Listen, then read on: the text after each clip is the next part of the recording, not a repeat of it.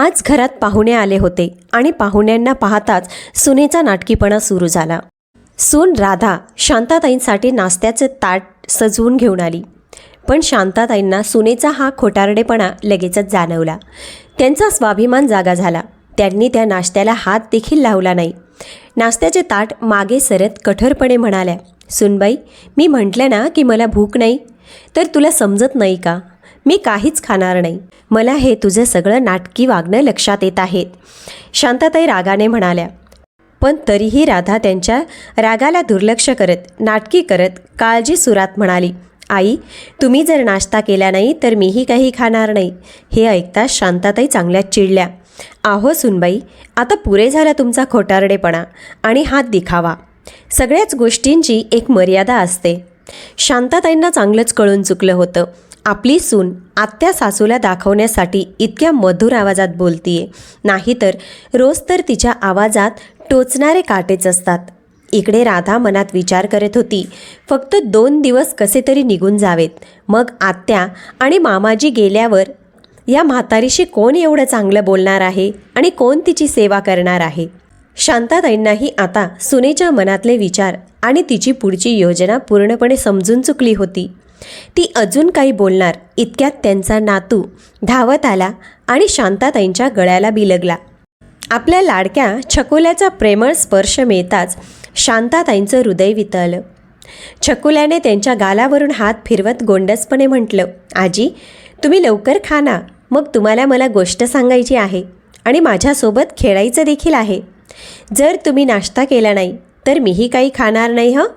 तेव्हाच बाजूला बसलेल्या शांताताईंच्या नंदेने म्हणजेच सुचित्राताईंनी म्हटलं, "अगं वहिनी, सुनबाईशी तुमचं थोडंसं चालूच असतं. आता लवकर नाश्ता करून टाका." शांताताईंना अखेर मान्य करावं लागलं, कारण एकतर त्यांचा लाडका नातू स्वतः आग्रह करत होता आणि दुसरं म्हणजे त्या आपल्या नणंद सुचित्रांसमोर त्रासदायक किंवा हट्टीपणासुद्धा दाखवू इच्छित नव्हत्या. कारण सुचित्रा अशा एकट्याच व्यक्ती होत्या ज्या नेहमी त्यांना पाठिंबा देत होत्या.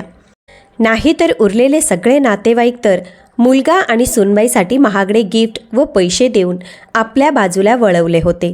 शांताताई सुचित्राताईंना म्हणाल्या, "तुम्हीही या ना दीदी, एकत्र नाश्ता करू."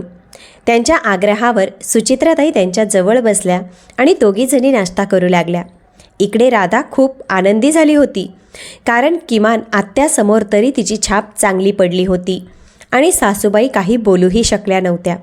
नाश्ता करताना सुचित्रा म्हणाल्या, "खरं सांगू वहिनी, तुझ्या सुनबाईत दुसरे काही गुण असोत की नसोत, पण एक गोष्ट नक्की, ती आता खूप छान स्वयंपाक करायला लागली आहे बरं का." "हो ना दीदी, आणि लोकांना मूर्ख बनवण्यात सुद्धा ती खूप हुशार आहे." शांताताईंच्या आवाजात नकळत एक वेदना आली, जी सुचित्राताईंनी अगदी स्पष्ट ओळखली. पण त्यांनी मुद्दाम दुर्लक्ष करत जेवणाची स्तुती करायला सुरुवात केली, कारण त्यांना आता पुन्हा एकदा सासू सुनेमध्ये वाद होऊ द्यायचे नव्हते. सुचित्राताईंनी प्रेमाने आपल्या वहिनीला स्वतःच्या हाताने एक घास भरवत म्हटलं, "खरंच वहिनी, कदाचित भाऊ आज हयात असते तर आपल्या कुटुंबाला पाहून त्यांना किती आनंद झाला असता ना, आणि या खट्याळ नातवासोबत खेळून किती मजा वाटली असती." शांताताईंनी शांतपणे उत्तर दिलं, "बरं झालं दीदी की ते ह्या जगात नाहीत, नाहीतर आज तेही माझ्यासारखे रडत बसले असते आणि आपल्या माणसांकडून फसवले गेल्यामुळे आतून पूर्णपणे तुटून गेले असते." आज शांताताईंच्या मनातली कडवटपणा काही केल्या संपत नव्हती. गेल्या 2 वर्षात त्यांनी खूप काही सहन केलं होतं, जे त्यांच्या नवऱ्याच्या हयातीत त्यांनी कधीही सहन केलं नव्हतं.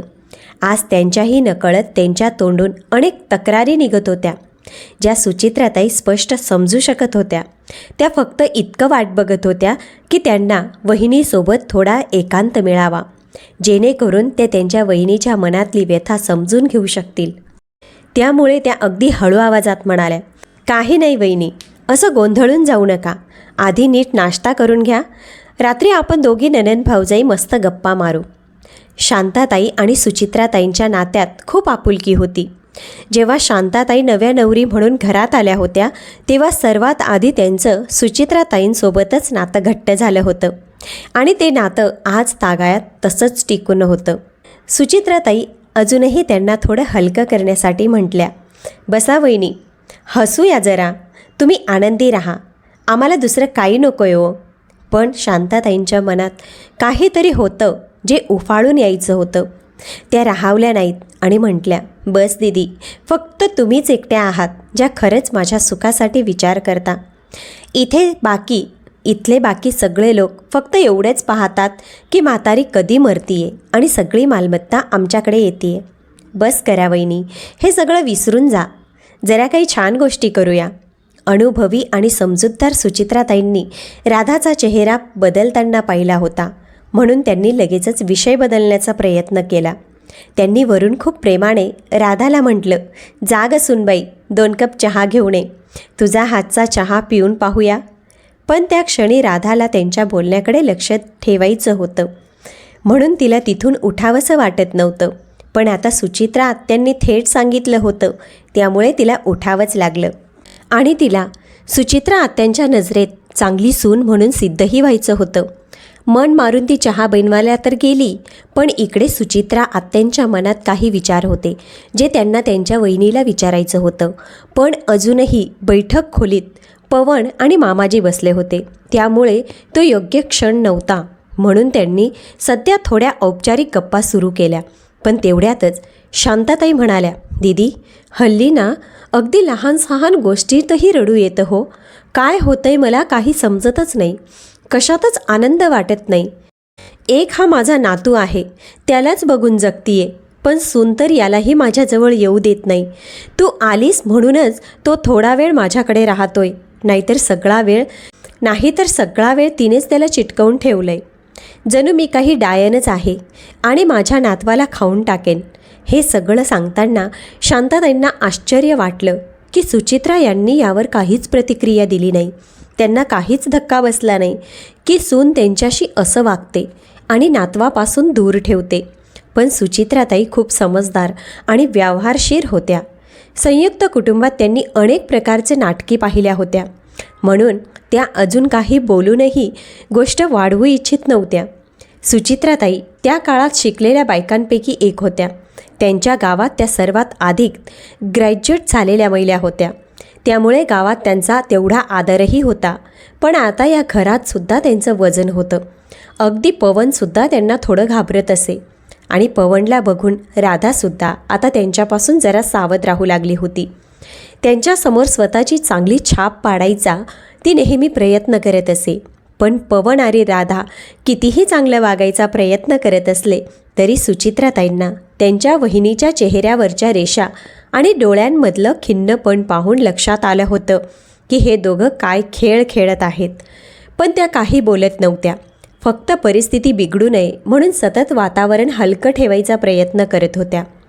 त्यांच्या वहिनी शांताताईंचा मूड चांगला राहावा म्हणून त्या मधूनमधून हसत होत्या. त्यांना माहीत होतं की त्या स्वतः तर परत नवऱ्याजवळ आपल्या घरी निघून जातील, पण वहिनीला इथे राहावं लागणार होतं, मुलगा आणि सूनबाईसोबतच. त्यामुळे ते जास्तीत जास्त प्रयत्न करत होत्या की सासू आणि सून यांच्यात जास्त कडवटपणा येऊ नये. रात्री झोपताना सुचित्राताईंनी आपल्या वहिनीला विचारलं, वहिनी, तुमचे कंगण कुठे गेले? इतकं ऐकता शांताताईंच्या डोळ्यात पाणी आलं. काय झालं ना वहिनी, तुम्ही रडत आहात? काय सांगू दीदी, त्या बांगड्यांची गोष्ट ही एक मोठी वेदना आहे. ठीक आहे वहिनी, सांगायचं नसेल तर राहू द्या, पण रडू नका. तुमचं रडणं आम्हाला खूप दुखावतं. अहो दीदी, माझं हृदय तर त्या दिवशीच तुटलं होतं जेव्हा माझ्या मुलाने जबरदस्ती माझ्या बांगड्या उतरवून घेतल्या होत्या. हे काय सांगताय वहिनी, पवन असं कसं करू शकतो? आणखी काही विचारू नका दीदी.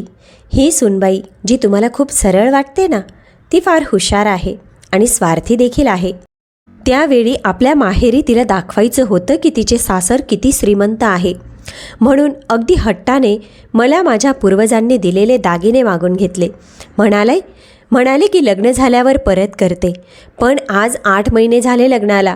सुचित्राताई मध्येच बोलल्या, म्हणजे तिनं परत दिलेच नाहीत? अगं त्यानंतर तर अशी गोष्ट झाली जी सांगायची सुद्धा इच्छा होत नाही. ती म्हणते की दागिने चोरीला गेले आणि मला अजूनही विश्वास बसत नाही की हे खरं घडलंय. म्हणजे काय वहिनी, चोरी? कुठे ठेवले होते दागिने?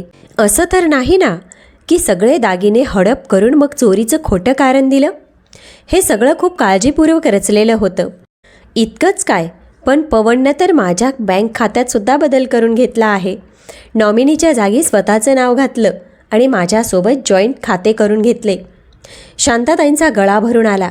सुचित्राताई उठल्या, त्यांच्याजवळ गेल्या आणि त्यांना मिठी मारून म्हणाल्या, वहिनी आता पुरे झालं, तुम्ही रडायचं नाही, उलट आता मजबूत व्हायचं आणि या दोघांना त्यांच्या या कृत्यासाठी पश्चाताप करावा लागेल असे काहीतरी करा.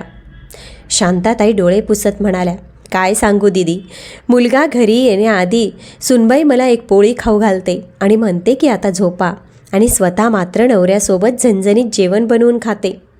जेव्हा पवन विचारतो की आई जेवली का, तेव्हा म्हणते हो, आईलाही हेच दिलं होतं, ती आता झोपली आहे. मुलगा निवांत जेवतो आणि मी माझ्या खोलीत त्या जेवणाच्या वासावर समाधान मानते. मी माझ्या खोलीत चादर ओढून गपचूप रडत राहते की आता माझ्यावर इतके वाईट दिवस आले की पोटभर जेवणसुद्धा नशिबात नाही. दीदी, म्हातारपणात कोणीही कोणाला विचारत नाही. मी पूर्णपणे एकटी पडली आहे. म्हणूनच कधीकधी मला वाटतं की देवाने मला तुमच्या भावासोबत या जगातून नेले असते तर खूप बरे झाले असते. त्यांच्या जाण्यानंतर हे जग खूप वाईट वाटते. काय सांगू, आता सर्व काही बदललं आहे. मला वाटतं की जेव्हा ते होते तेव्हा सर्व काही चांगलं होतं. आता ते नसताना असे दिसते की कोणालाही माझी गरज नाही.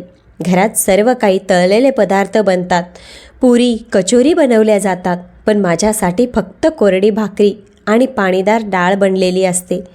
तुम्हाला वाटत असेल ना की मी वेडसर झाले किंवा फारशी लोभी झाले, पण काय करावं, या वयात वाटतं की कधी स्वतःच्या आवडीनं काही खावं, काही चविष्ट बनवावं किंवा बाहेरून काही मागवावं. पण सुनबाईच्या तिरक्या कटाक्षांपासून भीती वाटते.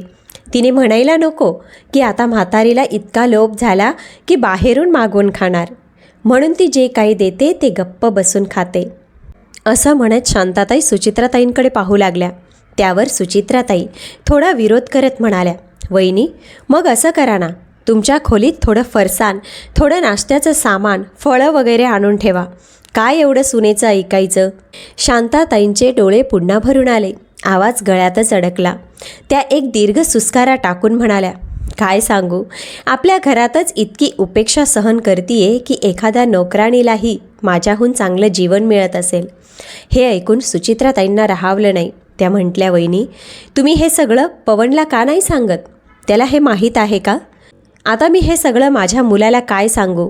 हो, रविवार असो किंवा सुट्टीचा एखादा दिवस, ज्या दिवशी मुलगा घरी असतो तो दिवस माझ्यासाठी एखाद्या सणासारखा असतो. कारण त्या दिवशी तरी सून मला तेच अन्न वाढते जे ती स्वतः खात असते, जेणेकरून तिच्या वागणुकीबद्दल कुणालाही काही समजायला नको. नाहीतर तिचं खरं तर असं आहे की तिला माझं जास्त दिवस जिवंत राहणं नकोच आहे. ती तर फक्त एवढंच पाहते की मी लवकरात लवकर ह्या जगातून निघून जावं. याच गोष्टीमुळे मी दिवसेंदिवस अशक्त होत चालले आहे. पण हे सगळं कोणाला सांगावं? लोक तर ऐकून हसतीलच, म्हणतील, पहा बाईसाहेब, म्हातारीला खाण्याची चिंता पडली आहे. म्हणून मग जे काही मिळतं ते कोरडं सुकं खाऊन फक्त पाणी पिऊन गप्प झोपते. आणि दीदी, तेव्हा कदाचित माझ्या मुलालाही हेच हवंय की मी या जगातून निघून जावं असं वाटायला लागलंय. त्याने घर त्याच्या नावावर केलंच आहे. त्याच्या वडिलांनी घेतलेला LIC, FD सगळं काही त्याने आपल्या नावावर करून घेतलं आहे. आणि हो दीदी, त्यांच्या जिवंतपणी त्यांनी मला अनेकदा सांगितलं होतं, तू माझ्या बँकेच्या व्यवहारांवर लक्ष ठेव, काही झालं तर तुला उपयोगी पडेल. पण मी तर त्यांच्या तोंडावर हात ठेवायचे आणि म्हणायचे, असं उलटसुलट बोलू नका. बघा, मीच आधी जाईन. आणि मला तर आपल्या राजा मुलावर पूर्ण विश्वास होता. मी मोठ्या अभिमानाने म्हणायचे, आपला मुलगा कधीही आपल्यावर अन्याय करणार नाही. पण काय माहीत होतं की माझ्या नशिबात हे लिहिलंय. आज मी इतकी मूर्ख ठरले आहे की जे काही मुलगा आणि सून सांगतात ते सगळं मान्य करावं लागतं. कारण मला माहीतच नाही की त्यांनी किती पैसे कुठल्या बँकेत ठेवलेत. सून जे कोरडं खायला देते ते खाऊन दिवस ढकलती आहे. सुचित्राताई अजूनही काही ऐकायला इच्छुक होत्या, पण तेवढ्यात त्यांनी अंगणात कोणाच्या चालण्याचा आवाज ऐकला. त्यांना वाटलं कदाचित राधा किंवा पवन दोघांपैकी कोणीतरी त्यांचं बोलणं ऐकत असावं. त्यामुळे त्यांनी मुद्दाम थोड्या मोठ्यानं म्हटलं, आता खूप गप्पा झाल्या वहिने, आता आपण उद्या बोलू. झोपायचा प्रयत्न करा. पण त्यांच्या बोलण्याकडे दुर्लक्ष करत शांताताई पुन्हा बोलू लागल्या. हो दीदी, पण जर तुम्ही सुनेला फार कठोर बोललात तर तुम्ही गेल्यावर ती मला अजून त्रास देईल. काय आहे ना, मला तर त्यांच्यासोबतच राहावं लागणार आहे. जर फारच जास्त बोललात तर उद्या ते दोघं माझ्यावर आणखी अत्याचार करतील. काही चिंता करू नका वहिनी, सगळं माझ्यावर सोडा. आपण उद्या यावर सविस्तर बोलू आणि दोघांनाही सांगावंच लागेल की ते चुकीचं करताय. आता झोपायचा प्रयत्न करा, सुचित्राताई म्हटल्या. पण शांताताईंच्या डोळ्यात झोप कुठे होती? त्या फक्त हाच विचार करत होत्या की उद्या काय होणार. दीदी जर फार काही बोलल्या तर समोरासमोर भांडणच होईल की काय, त्या हाच विचार करत राहिल्या आणि कधी झोप लागली त्यांना कळलंच नाही. शांताताई झोपल्यावर सुचित्राताई फार काळजीपूर्वक उठल्या आणि हळूच आपल्या नवऱ्याच्या खोलीत गेल्या. आज जाऊन त्यांनी महेशरावांना हळूच हलवून उठवलं. महेशराव घाबरत उठले. काय झालं सुचित्रा, तू अजून झोपली नाहीस? अहो ऐका ना, मला तुमच्याशी एक महत्त्वाचं बोलायचं आहे, सुचित्राताई म्हणाल्या. आणि काही वेळात त्यांनी शांताताईंच्या मुलगा आणि सुनेच्या सगळ्या वागणुकीची माहिती महेशरावांना दिली. तेव्हा दोघांनी ठरवलं उद्या सकाळी काय करायचं आणि कसं करायचं. दुसऱ्या दिवशी सकाळी नाश्त्यानंतर महेशरावांनी पवनला विचारलं, पवन, आज तू तुझी गाडी घरी ठेवू शकतोस का? आज ऑफिसला खाजगी टॅक्सीने किंवा कॅबने गेल्यास तर बरं होईल. आज मी आणि तुझी आत्या बाजारात जाऊन येतो आणि वहिनींनाही थोडं फिरवून आणतो. हे ऐकताच पवनसाठी जणू काही स्फोटच झाला. स्वयंपाकघरात उभी असलेली राधासुद्धा चकित झाली. अरे हे काय चाललंय मामाजींचं? एवढी हिंमत कशी झाली त्यांची घरची गाडी मागायची? असं ती मनातच कुरकुरत बाहेर आली. तिला इतकंही भान राहिलं नाही.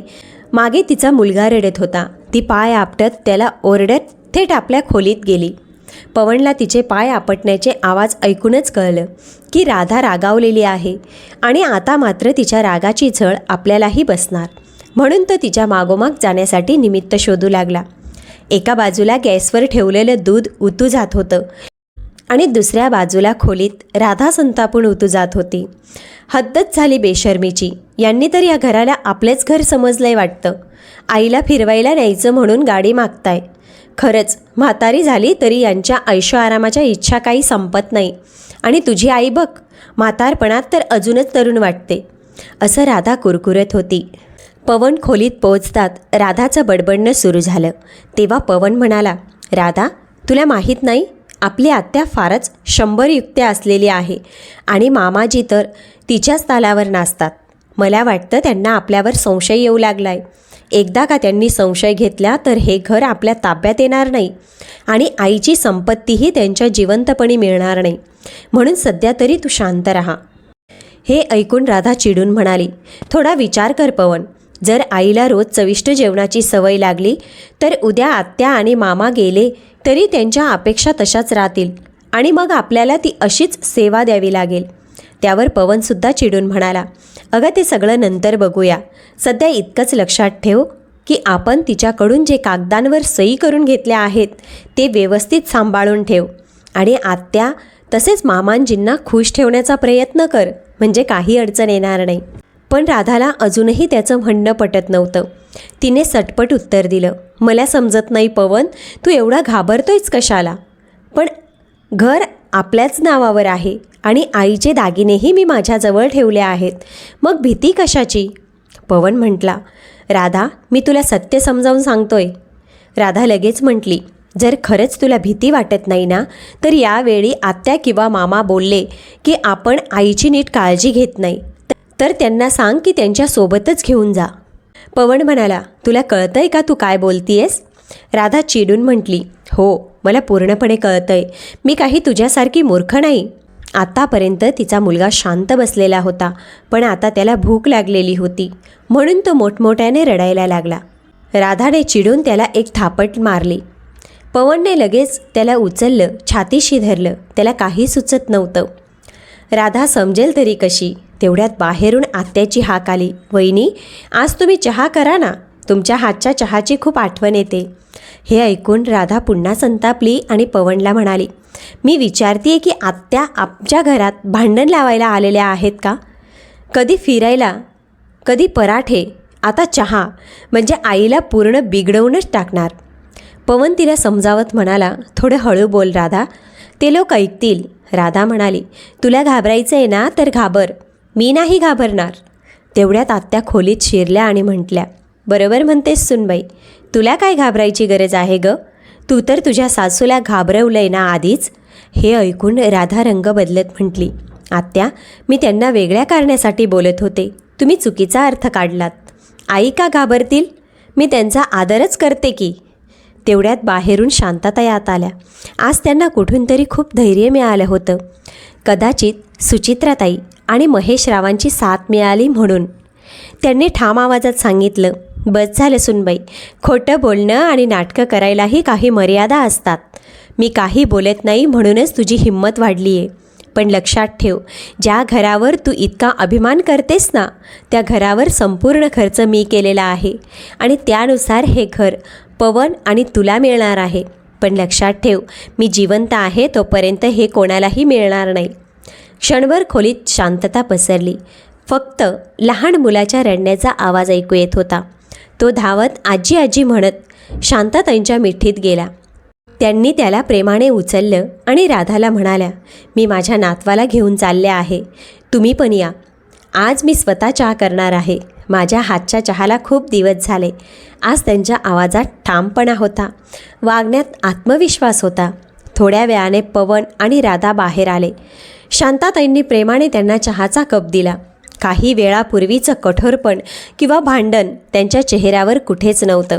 कदाचित त्यांच्या या मायेने प्रभावित होऊन राधाने धीटपणे म्हटलं, माफ करा आई, आमच्याकडून चूक झाली. त्यांना वाटलं होतं की शांताताई सगळं विसरून त्यांना माफ करतील आणि मिठीत घेतील. पण यावेळी शांताताई एक आई तर होत्याच, पण त्याचबरोबर आपल्या हक्कासाठी जागृत झालेली एक स्त्री देखील होत्या.